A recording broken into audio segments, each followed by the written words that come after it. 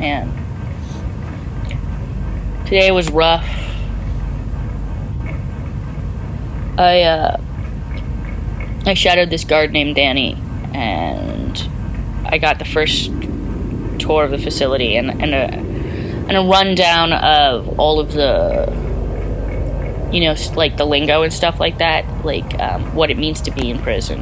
I have the notes here. Hold on. So, the official title isn't the belt. Like, I mean, that's what everybody calls it.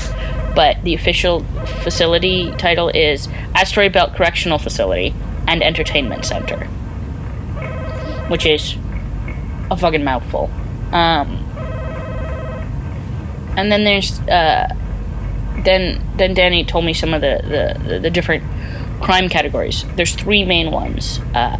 Non-offensive, non-violent crimes, which are things like petty theft, carjacking, graffiti, drug use. You know, things that would normally land you in jail, but you must have been like a repeat offender, so you ended up being shipped out.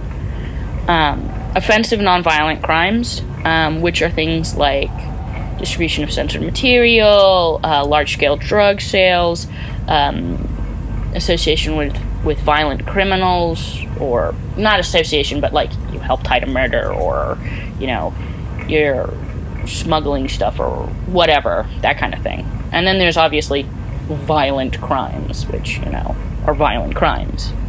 And depending on your category, you get a different type of sentencing, and you get assigned different types of entertainment that you will be working under, and also you'll be getting a different...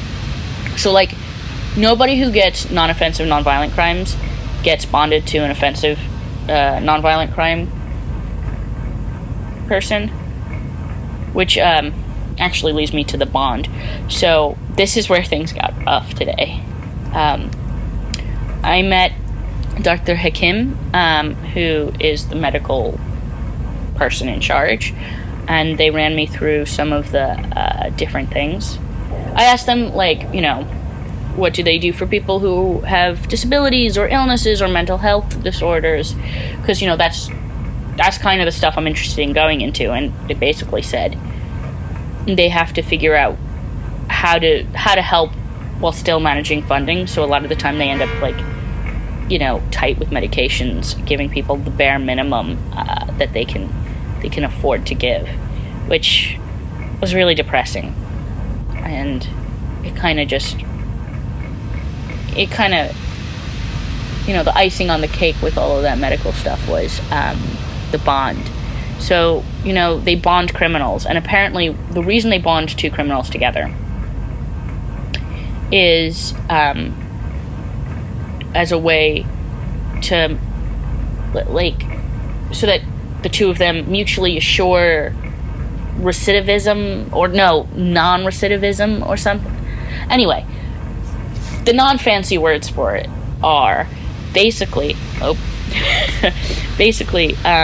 they make sure that you don't become a criminal again. And the reason that the 2 of them make sure that they don't do it is because, like, one of them will get in trouble if the other one doesn't. So it's like you guys police each other, and they find people who are good personality matches so that they still care and they don't, like, get mad. And also they find people who are, like, who will, like, push each other towards being better, I guess. I don't know how you do that. They must have some, like, psychologist looking at it or whatever. But they ran me through the process of the bond stuff, and it was just, I, like, felt physically ill. It was just awful. So what they do is they cut open the back of the neck, and then they find the 3rd vertebra, and they shave off, you know, the, like, little bony part that sticks out. They shave that off enough so that you can put this, like, it looks like a cable clamp, and they put that around the spinal cord and, like, fuse it to the 3rd vertebra, and then they seal it up, and that connects all of the, like, the nervous system, neural pathways or whatever, to the other person. And you have to, like, run through a program and stuff like that. So I got to watch them do it, and I I'm still shaking a little bit from that, like, just thinking about it, because, like, they were screaming and stuff like that, and you can't knock them out because that could be dangerous. So you just had these people going through, like, the worst pain ever. Anyway, moving on to something a little bit cheerier.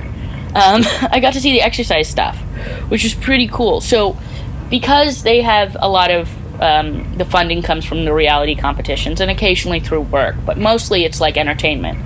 They have like dance competitions, and they have like you know, team sports and whatever that you get to watch the criminals do. So they've got a really well-funded gym, they've got a dance floor with training, and also they have a pool, which I was like, what's the pool for? Turns out that the pool is entirely funded by private subscribers who, like, want to watch them in their off hours just chilling. It seems kind of creepy to me, but, you know, free pool, right? I mean, whatever.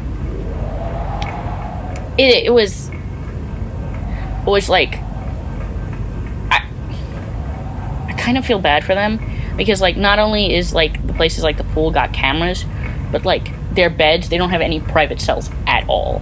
It's, the dorms are, like, stacked 4 or something like that on top of each other, and, like, everybody just, it's so crowded. I couldn't imagine it. Like, there's no place to be alone.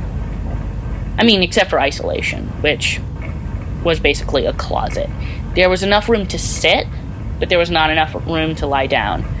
And the place was, like, poorly heated, so that like I imagine your butt would freeze if you sat there.